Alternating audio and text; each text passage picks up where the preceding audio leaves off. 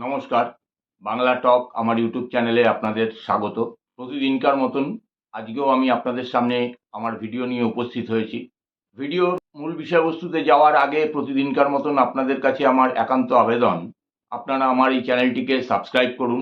ভিডিওর কমেন্ট বক্সে আপনাদের গুরুত্বপূর্ণ মতামত লিখে জানান এবং ভিডিওটি ভালো লাগলে অবশ্যই লাইক করুন এবং শেয়ার করে ছড়িয়ে দিন। এই গত 9ই আগস্ট অর্থাৎ 8ই আগস্ট রাত্রিরে আরজিকর হসপিটালে আমাদের এই ডাক্তার কন্যার সঙ্গে যে নির্মম পাশবিক ঘটনাটি ঘটে, সেই ঘটনা কি যবনিকাপাত হলো? কেন এই কথা বলছি? এই কথা বলছি তার কারণ আপনাদের সকলেরই স্মরণে থাকবে যে সুপ্রিম কোর্টের থেকে এই মামলা হাইকোর্টে শোনার নির্দেশ পাওয়ার পরে গত সোমবার কলকাতা হাইকোর্টের বিচারপতি তীর্থঙ্কর ঘোষের বেঞ্চে এই মামলার শুনানি শুরু হয়।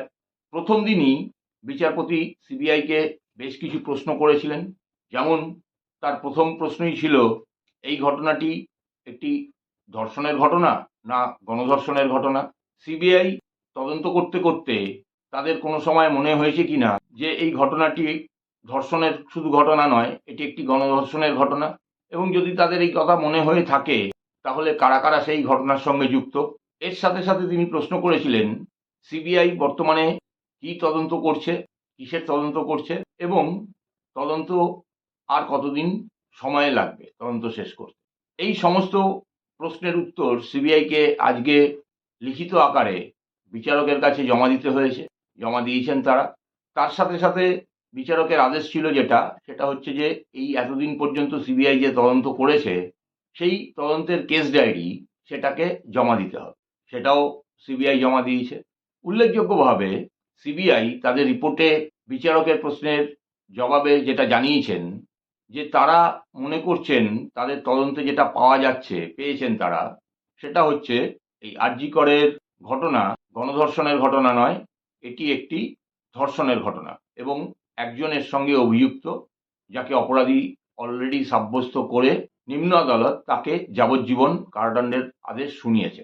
এবং তারা এই যে সিদ্ধান্তে পৌঁছেছেন তার পেছনে যে যুক্তিটা দিয়েছেন সেটা হচ্ছে সিবিআই এই forensic report, DNA profiling report ইত্যাদি থেকে যেটা পেয়েছে, এবং 14 জন বিশেষজ্ঞ ডাক্তারের বোর্ড তারা এই সমস্ত বিষয়টিকে অনুধাবন করে তাদের মতামত নিয়ে যেটা বুঝতে পেরেছেন এবং যেটা তাদের তদন্তে উঠে এসছে, সেটা হচ্ছে এই একজন অপরাধী অর্থাৎ ওই সঞ্জয়ের সঙ্গেই ডিএনএ রিপোর্ট মিলে গেছে, এবং তারা এখন এই ডাক্তার কন্যার ধর্ষণ এবং খুনের ঘটনার তদন্ত করছেন না, সেটা ইতিমধ্যেই তারা শেষ করেছেন।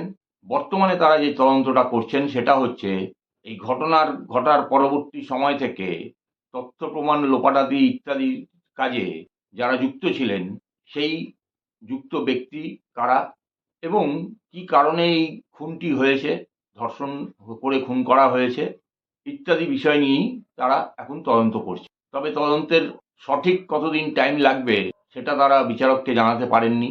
তারা পরিষ্কার বলেছেন যে এই তদন্তে সময় সাপেক্ষ ব্যাপার, এটা টাইম লাগবে। এরই পরিপ্রেক্ষিতে আজকে সিবিআইকে পাল্টা প্রশ্ন করেন বিচারক, এই তদন্ত করতে গিয়ে সিবিআই কতজনকে সাক্ষ্য প্রমাণ গ্রহণ করেছেন, কাদের কাদের সাক্ষী নিয়েছেন সেই রেজিস্টার, এবং কোন কোন সময় নিয়েছেন সেই সময় সহ আগামী 23 তারিখে অর্থাৎ 23শে এপ্রিল পরবর্তী এই মামলার শুনানির দিন সিবিআইকে জমা দিতে হবে। তার সাথে সাথে বিচারপতি একটা খুব গুরুত্বপূর্ণ প্রশ্ন সিবিআইকে করেছেন, কতজন অভিযুক্তর বা সন্দেহভাজনের ডিএনএ প্রোফাইলিং করা হয়েছে, অর্থাৎ ডিএনএ কি একজনেরই পরীক্ষা করা হয়েছে নাকি আরো অনেকের ডিএনএ পরীক্ষা করা হয়েছে এবং সেই জায়গা থেকে কারোর সঙ্গেই ডিএনএ মেলেনি, শুধু একমাত্র সঞ্জয়ের মিলেছে। এই রিপোর্ট কিন্তু তাদেরকে জানাতে হবে, সিবিআইকে জানাতে হবে, কারণ ইতিমধ্যেই আমরা জানি সিএফএসএল এর যে রিপোর্ট প্রকাশ পেয়েছিল সেই রিপোর্টে এটা উল্লেখ ছিল এই ঘটনায় যে ডিএনএ সংগ্রহ করা হয়েছিল নির্যাতিতার এই ঘটনার ফলে, সেখানে অন্ততপক্ষে 5 জনের ডিএনএ পাওয়া গেছে, কিন্তু সেই ডিএনএ স্যাম্পেলগুলো নষ্ট, এবং এই 5 জনের মধ্যে একজন অতি অবশ্যই একটি মহিলা রয়েছে। তাহলে সিবিআই যদি শুধুমাত্র একজনের ডিএনএ পরীক্ষা করেন এবং করেই তাকে দোষী সাব্যস্ত করেন, সেটা তো তদন্তের নিয়ম নয়। এর সাথে সাথে বিচারক এও প্রশ্ন করেন যে সেদিনকে হসপিটালের অ্যাসিস্ট্যান্ট সুপার, যিনি অভয়ার পরিবারকে বিভিন্ন সময়ে বিভিন্ন রকম আজগুবি সব কথা শুনিয়েছিলেন, সেই সুপারকে জিজ্ঞাসাবাদ করা হয়েছে কি? সিবিআই জানায় সুপারকে জিজ্ঞাসাবাদ করা হয়েছে এবং তার জিজ্ঞাসাবাদের বয়ান কেস ডায়েরিতে উল্লেখিত রয়েছে। বিচারক এটা মেলাতে চাইছেন, এই যে নিম্ন আদালত বারবার করে প্রশ্ন তুলেছেন এবং চোখে আঙ্গুল দিয়ে দেখিয়ে দিয়েছেন যে সিবিআই সেরকমভাবে তদন্ত করেইনি, বরং তারা এই যে সায়েন্টিফিক এভিডেন্সগুলো রয়েছে সেই এভিডেন্সগুলো পরপর সাজিয়ে যুক্তি দিয়ে সেইটাকেই খাড়া করে সঞ্জয়কে অপরাধী সাব্যস্ত করেছে। এই কথাটা কতটা সত্য, কারণ সিবিআই কি কাজ করেছে না করেছে, কতটা অগ্রগতি হয়েছে, সেটা বোঝার জন্যই তিনি সিবিআইয়ের কাছে খুব গুরুত্বপূর্ণভাবে আরেকটি নথি যেটা চেয়েছেন, সেটি হচ্ছে 8ই আগস্ট রাত্রিরে, অর্থাৎ 9ই আগস্ট থেকে 13ই আগস্ট হাইকোর্ট যখন সিবিআইকে এই তদন্তভার নিতে বলে, তার আগে পর্যন্ত কলকাতা পুলিশ যে তদন্ত করেছে তার কেস ডায়েরি সিবিআই এর কাছে রয়েছে।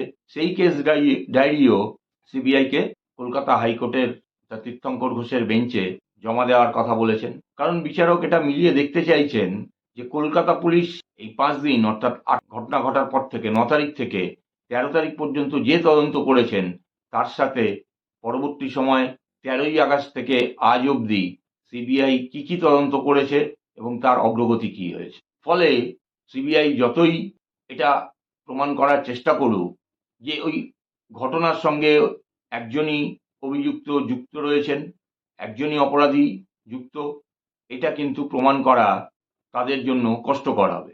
কারণ বিচারক তীর্থঙ্কর ঘোষ এই ঘটনা সম্পর্কে যথেষ্ট ওয়াকিবহাল, তথ্য তার কাছেও রয়েছে। এই ঘটনা যে একজনের পক্ষে জানানো সম্ভব না, সেটা তিনি খুব ভালো করেই জানেন।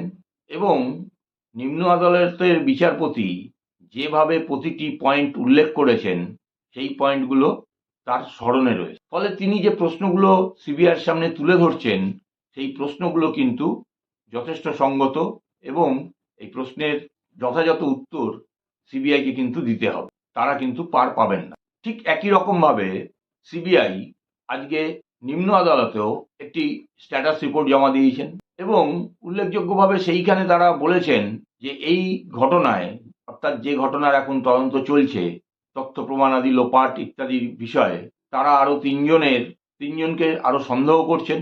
তাদের ফোন কল ডিটেলস, অর্থাৎ ঘটনার দিনের আগের থেকে ঘটনার পরের দিনের বেশ কিছুটা সময় পর্যন্ত তারা কাদের কাদের সঙ্গে কথা বলেছেন, কতক্ষণ কথা বলেছেন, কতবার কথা বলেছেন, এই অ্যানালিসিসটা তারা করছেন। আমরা জানি এর আগে সন্দীপ ঘোষ এবং টালা থানার ওসি ওই অভিজিৎ মণ্ডল তাদের ফোনের কল ডিটেলস বার করে অ্যানালাইসিস করে তাদের ফোনকে বাজেয়াপ্ত করা হয়। এবং একই সঙ্গে তারা জানান যে এই তিনজনকে যেমন আরও সন্দেহভাজন মনে করা হচ্ছে, ঠিক সেরকমই তার সাথে সাথে নতুন আরও 24 জনের সাক্ষ্য গ্রহণ করা হয়েছে, যাদেরকে আগে ডাকা হয়নি। আমরা দেখেছি গত সোমবারের পরবর্তী সময় বা তার আগে সুপ্রিম কোর্ট থেকে মামলা হাইকোর্টে শোনার অনুমতি আসার পরবর্তী সময়ে বিভিন্ন পুলিশ কর্মীদের, যারা সেদিনকে রাত্রিরে আরজি করের আউটপোস্টে ডিউটিতে ছিলেন, তাদের জিজ্ঞাসাবাদ করা হয়েছে। সেই দিন রাত্রিরে যে সমস্ত নার্স বা স্বাস্থ্যকর্মীরা কাজের সঙ্গে যুক্ত ছিলেন বা বেসরকারি নিরাপত্তারক্ষী যারা উপস্থিত ছিলেন, তাদেরকে জিজ্ঞাসাবাদ করা হয়েছে। সেই 24 জনের তালিকাও কিন্তু নিম্ন আদালতে সিবিআই দিয়েছে। ফলে আমার যেটা মনে হয়, হাইকোর্ট কিন্তু সবে মামলাটা শুনতে শুরু করেছে এবং এটা মনে করার কোনো কারণ নেই সিবিআই যতই বলুক যে তারা তাদের তদন্তে গণধর্ষণের কোনো প্রমাণ পাননি, একজনই ধর্ষণ করেছেন এবং সেই ধর্ষণকারীকে ইতিমধ্যেই চিহ্নিত করা গেছে, তার সাজা হয়েছে এবং তারা এখন আর এই তদন্ত করছেন না। তারা কিন্তু আগামী দিনে এই সমস্ত রিপোর্ট, অর্থাৎ যেগুলো চেয়েছেন বিচারপতি, সেই রিপোর্টগুলো জমা দেওয়ার পরে আরও কঠিন প্রশ্নের সম্মুখীন হবেন এবং তাদেরকে এটা মানতে বাধ্য হবেন তারা যে এই ঘটনায় তাদের কিছু ফাঁকফোকর থেকে গেছিল, আরও লোক এই ঘটনার সঙ্গে যুক্ত। এখন তারা কিভাবে সেটা করবেন, সেটা সিবিআই এর পরবর্তীকালের কর্মকাণ্ড থেকে আমরা বুঝতে পারবো। কিন্তু আমি স্থির বিশ্বাস এই ঘটনার মূল অভিযুক্তরা, মূল অপরাধীরা একদিন না একদিন অবশ্যই সামনে আসবে। আজ এখানেই শেষ করছি। আপনারা আপনাদের মতামত অবশ্যই আমার কমেন্ট বক্সে লিখে জানান। নমস্কার, ধন্যবাদ।